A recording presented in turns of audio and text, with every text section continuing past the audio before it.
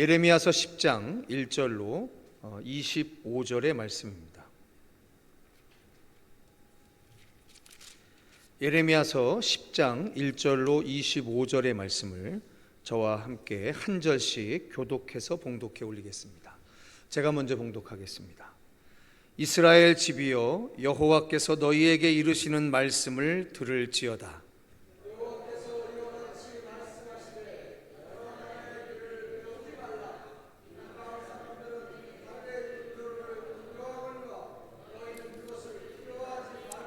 여러 나라의 풍습은 헛된 것이니 삼림에서 벤 나무요 기술공의 두 손이 도끼로 만든 것이라.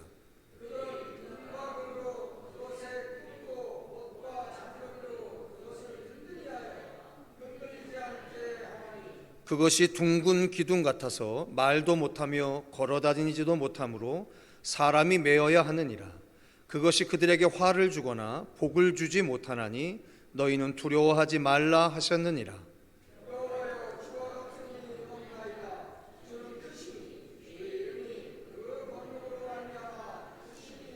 이방 사람들의 왕이시여, 주를 경외하지 아니할 자가 누구리이까? 이는 주께 당연한 일이라. 여러 나라와 여러 왕국들의 지혜로운 자들 가운데 주와 같은 이가 없음이니이다.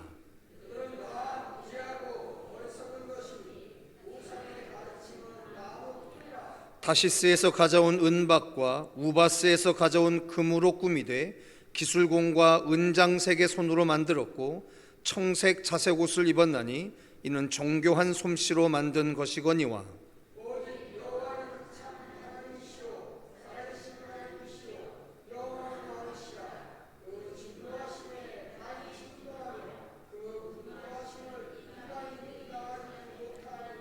너희는 이같이 그들에게 이르기를, 천지를 짓지 아니한 신들은 땅 위에서 이 하늘 아래에서 망하리라 하라.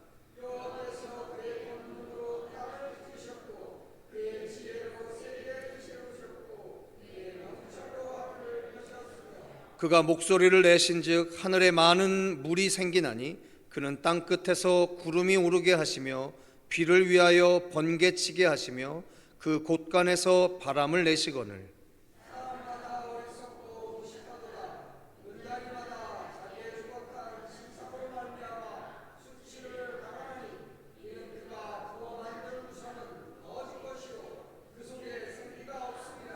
그것들은 헛것이요 망령되이 만든 것인즉 징벌하실 때에 멸망할 것이나.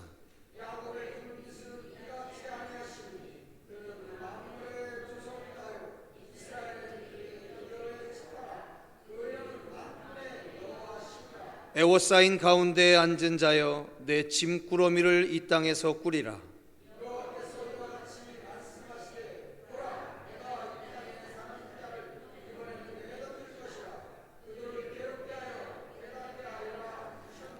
슬프다 내 상처요, 내가 중상을 당하였도다. 그러나 내가 말하노라, 이는 참으로 고난이라. 내가 참아야 하리로다.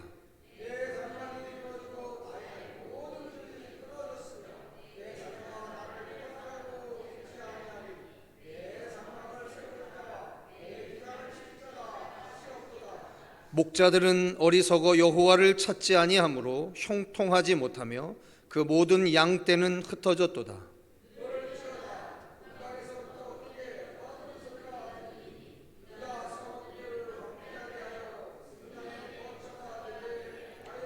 여호와여, 내가 알거니와 사람의 길이 자신에게 있지 아니하니 걸음을 지도함이 걷는 자에게 있지 아니하니이다.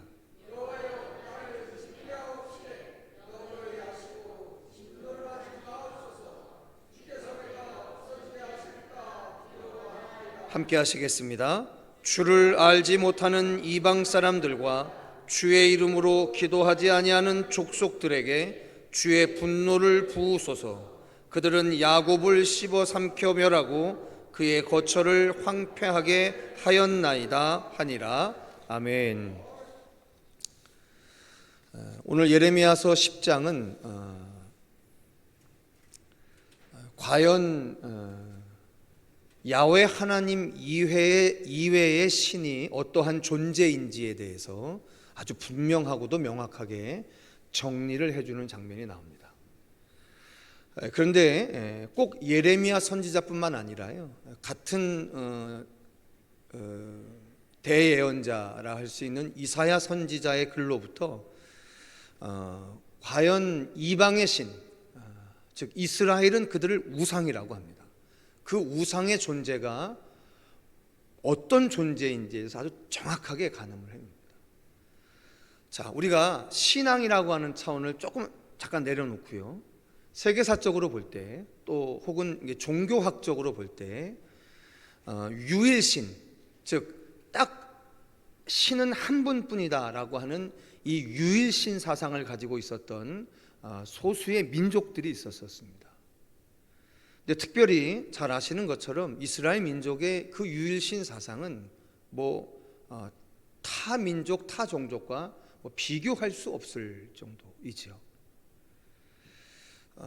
가장 강력한 증거는 뭐냐면, 이스라엘은 자신들을 버린 것 같고 심지어 다른 신을 섬기는 국가로부터 70여 년 동안 혹은 2000여 년 동안 국가가 없는 흩어진 디아스포라의 삶을 살면서도 그들은 야훼 하나님을 지켰습니다.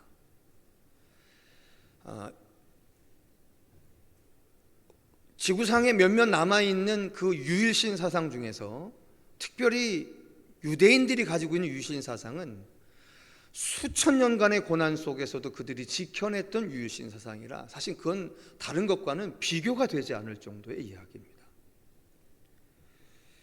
자, 오늘도 예레미야 10장에서 보면 우리가 그 섬기고 있는 실체에 대한 이야기를 적나라하게 해주고 있는데요, 제가 그 이사야 선지자가 44장에서 그 우상이 과연 무엇인지에 대해서 이야기했던 걸 제가 잠깐 읽어드릴 테니까 한번 들어보십시오. 그는 자기를 위하여 백향목을 베며 디르사 나무와 상수리 나무를 취하며 숲의 나무들 가운데서 자기를 위하여 한 나무를 정하며 나무를 심고 비를 맞고 자라나게 하느니라.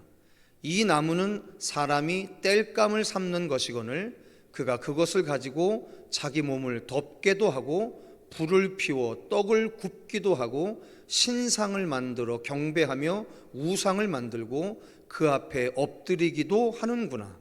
그 중에 절반은 불에 사르고 그 절반으로는 고기를 구워 먹고 배불리며 또 몸을 덮게 하여 이르기를 아하 따뜻하다 내가 불을 보았구나 하면서 그 나머지로 신상 곧 자기의 우상을 만들고 그 앞에 엎드려 경배하며 그것에게 기도하여 이르기를 너는 나의 신이니 나를 구원하라 하는도다. 이사야서 44장에 이렇게 이야기를 해줍니다. 즉 자기를 위해서 한 나무를 정해서 나무를 심고 그 나무가 자라면 그 나무를 베어다가 한편으로는 땔감으로 쓰고 한편으로는 자기가 먹는 것을 굽는 용도로 쓰고, 그리고 그 나머지의 나무를 가지고 신상을 만들고 그 신상에게 뭐라 이야기하냐면 네가 나의 신이니 나를 구원하라 라고 이야기하는 것이 우상숭배자들의 일이다라고 하는 거예요. 애시당초부터 야훼 하나님을 섬기는 족속을 제외한 나머지 족속들의 신관념이라고 하는 건 뭐냐면 결국은 자기들이 만들어 놓고 자기들이 채색하고 자기들이 옷을 입히고 자기들이 신이라고 이야기하며 자기들이 나를 구원하라라고 주문하고 있는 것이 실체다라고 이야기를 합니다. 이것이 선지자들의 이야기입니다. 이것이 이스라엘이 갖고 있었던 야훼 하나님과 다른 종족들의 신에 대한 엄밀한 구분의 생각들입니다. 그런데 이 생각은 심지어 자신들을 멸망 가운데 방치해 놓는 것 같고 70여 년 동안 종살이를 하게 하고 돌아와 봤더니 선지자들의 수많은 예언과는 달리 다윗 왕조는 다시 부활할 징조도 보이지 않고 그리고 솔로몬의 성전을 기억하던 무리들에게 스룹바벨 성전의 그 초라함은 이루 말할 수도 없고, 그리고 자신들을 지배하는 식민지 상태는 계속되어져 가고, 그럼에도 불구하고 그들은 야훼 하나님을 섬기는 그 신앙을 지켜낸 겁니다. 왜일까요? 미쳐서일까요? 혼이 빠져서일까요? 왜일까요? 그들이 우리하고는 다른 DNA를 가지고 있어서, 그들은 야훼 하나님에 대해서 처음서부터 완전하게 종속되어서 태어나서, 그들은 어떠한 일이 있음에도 불구하고 그 야훼 하나님의 신앙에서 벗어나지 못하는 그러한 종족이었기 때문에 그랬을까요? 아닙니다. 우리가 잘못된 신관념에 빠져서 신이라고 하는 존재를 어떻게 인지해야 할지를 다 놓치고 있는 그때, 그들은 신은 누구인가에 대한 아주 수천 년 전부터 그들이 하나님의 지혜로 말미암아 알았던 그것을 붙잡고 있었기 때문에 가능했던 겁니다. 우리가 흔히들 신이라고 하는 것들 다 우리가 만들어 놓고, 그에게 우리가 스스로 주문해서 우리를 구원하라라고 이야기하며 신이 되어진 그러한 신관념이 아니에요. 완전히 다른 거죠. 그래서 그들은 어떠한 하나님의 처분 가운데서도 그 하나님을 하나님이라고 붙잡을 수 있었던 거예요.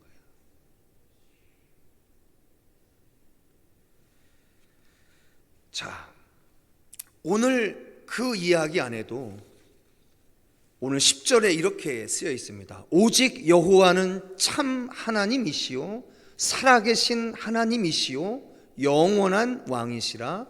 그 진노하심에 땅이 진동하며 그 분노하심을 이방이 능히 당하지 못하느니라라고 이야기합니다. 성도, 여기에 여러분 어서 많이 들은 것 같은 고백들이죠. 살아계신 하나님, 영원한 왕. 여러분 이거 우리 요사이 금요성령 기도회 때 듣게 되시는 요한계시록에서도 계속 반복되는 신관념에 대한 이야기 아닙니까? 네, 교회, 초대교회 가운데서 박해를 당하고 있고 죽음을 목전에 두고 있는 그 교회의 초대교인들 또한 그들이 하나님을 이렇게 고백했거든요. 살아계신 하나님이라고. 그리고 이제도 계시고 전에도 계셨고 장차 오실 이, 그걸 하나로 줄이면 영원한 왕이라는 거죠. 그 영원한, 그게 영원이라는 거예요. 영원에 대한 히브리적 해석이 뭐냐면 이제도 계시고 전에도 계셨고 장차 오실, 이게 영원이라고 하는 그들의 이해예요. 즉 선지자들로부터 이미 이러한 야훼 하나님에 대한 이해는 계속되어졌다라고 하는 겁니다. 자, 그리고 오늘 우리가 맨 마지막 23절, 24절, 25절에 하나님의 영으로 지배받아서 이스라엘 민족에게 예언을 해야만 했던 예레미야가 끝에 가서 이제 이스라엘을 위하여 하나님 앞에 중보기도하는 장면이 나와요. 23절, 24절, 25절인데 함께 같이 읽어보시겠습니다. 시작. 여호와여, 내가 알거니와 사람의 길이 자신에게 있지 아니하니 걸음을 지도함이 걷는 자에게 있지 아니하니이다. 여호와여, 나를 징계하옵시되 너그러이 하시고 진노로 하지 마옵소서. 주께서 내가 없어지게 하실까 두려워하나이다. 주를 알지 못하는 이방 사람들과 주의 이름으로 기도하지 아니하는 족속들에게 주의 분노를 부으소서. 그들은 야곱을 씹어 삼켜 멸하고 그의 거처를 황폐하게 하였나이다 하니라. 이렇게 되어 있습니다. 자, 10장의 맨 마지막은 이제 예레미야가 이제까지는 하나님이 망해야만 하는 이스라엘을 향해서 예언하게 하셨는데 그 뼈아픈 예언을 잠깐 뒤로 하고 이스라엘을 향해서 하나님 앞에 중보기도 하는 장면입니다. 근데 여기에 아주 분명하게 나타나는 것이 있다라고 하는 겁니다. 그게 바로 뭐냐면 잠언서 20장에도 이런 말을 합니다. 사람의 걸음은 여호와로 말미암나니 사람이 어찌 자기의 길을 알 수 있겠느냐라고 하는 이야기가 나옵니다. 오늘 여러분들이 잠깐 놓치셨지만 18절에 이렇게 끝납니다. 그들을 괴롭게 하여 깨닫게 하라. 이게 하나님의 이야기입니다. 하나님이 하나님의 백성을 다스리는 방법 중에 하나가 바로 뭐냐면 그들을 괴롭게 하여 깨닫게 하리라라고 하는 거예요.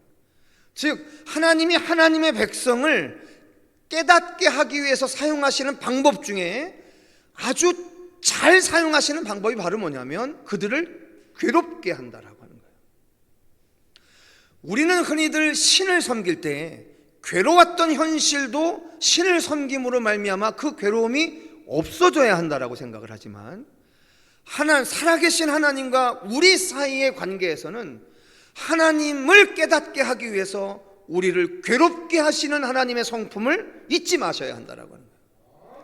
우리가 가는 모든 길들을 우리가 주관하는 것 같지만 천만의 말씀이라는 거예요. 그래서 여러분 이 깨달음을 가장 강력하게 깨달았던 사람이 사도 바울입니다. 사도 바울이 로마 교회에 보내는 편지 안에서 쓴 글이 있는데요, 그걸 찾아보고 오늘 말씀 마무리할까 합니다. 다 같이 로마서 7장 14절로 23절의 말씀을 함께 찾아보시도록 하겠습니다. 로마서 7장 14절로 23절입니다. 자, 하나님 앞에 서 있는 우리 인생에 대한 해석입니다. 다 같이 로마서 7장 14절로 23절 함께 한 목소리로 같이 읽으시겠습니다. 시작. 우리가 율법은 신령한 줄 알거니와 나는 육신에 속하여 죄 아래에 팔렸도다. 내가 행하는 것을 내가 알지 못하노니 곧 내가 원하는 것을 행하지 아니하고 도리어 미워하는 것을 행함이라.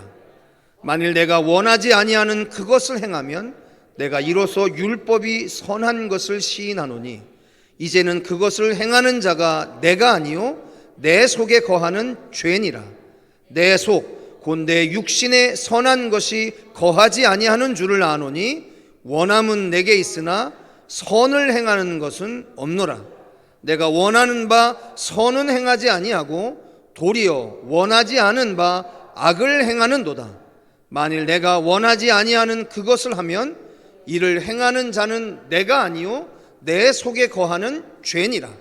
그러므로 내가 한 법을 깨달았노니 곧 선을 행하기 원하는 나에게 악이 함께 있는 것이로다. 내 속 사람으로는 하나님의 법을 즐거워하되 내 지체 속에서 한 다른 법이 내 마음의 법과 싸워 내 지체 속에 있는 죄의 법으로 나를 사로잡는 것을 보는도다라고 이야기합니다. 성도 여러분, 우리 안에 죄라는 존재가 있고 그 죄라는 존재가 내가 원하는 바가 아닌 일들로 나를 이끌어 간다라고 하는 거예요. 즉 하나님 앞에 선 인생의 정체를 바로 알게 되면 오늘 내 안에 내가 하나님 앞에 마땅히 해야 할 바를 하지 못하고 하나님이 원치 않는 일을 하게 하는 권세가 있다라는 사실을 인정하게 된다. 그 권세의 존재 이름이 바로 뭐냐면 죄라는 권세가 있다.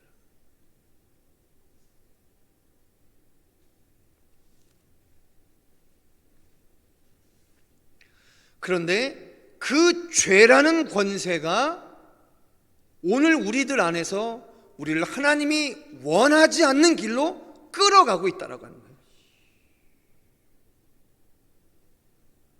그래서 이 사실에 대해서 깊이 인지하고 이 사실에 대해서 우리가 깊이 깨어 있어야 한다라고요.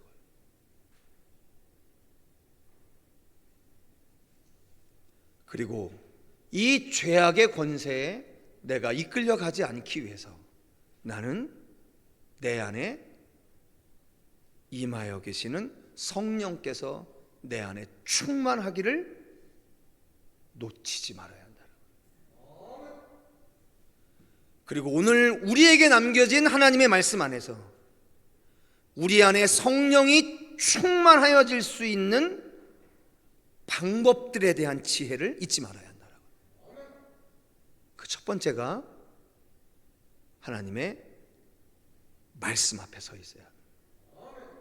또한 증인의 삶으로 살아가는, 이건 성경이 뚜렷하게 기록하고 있는 성령의 이끌림 받는 인생인 겁니다. 이 말씀에 기록되어져 있는 분명한 성령의 이끌림 받는 이 삶으로부터 벗어나지 말아야 한다. 오늘 선교위원회 헌신주간의 두 번째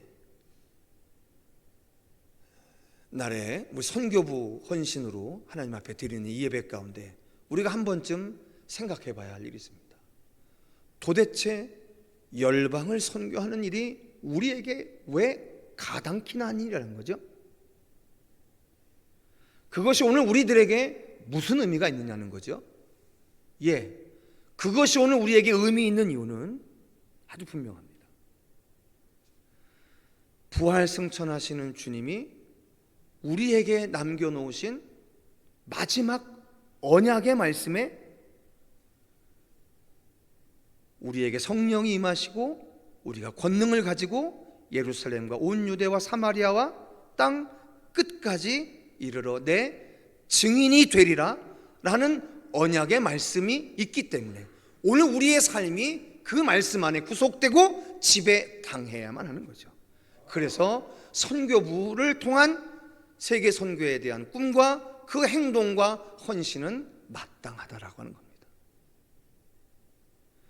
우리 청교열린교회 선교위원회 산하의 선교부의 사역이 이 거룩한 열방의 구원의 사역을 위해서 2024년 일어나 머리를 드는 거룩한 부흥의 역사 있기를 주님의 이름으로 축원합니다.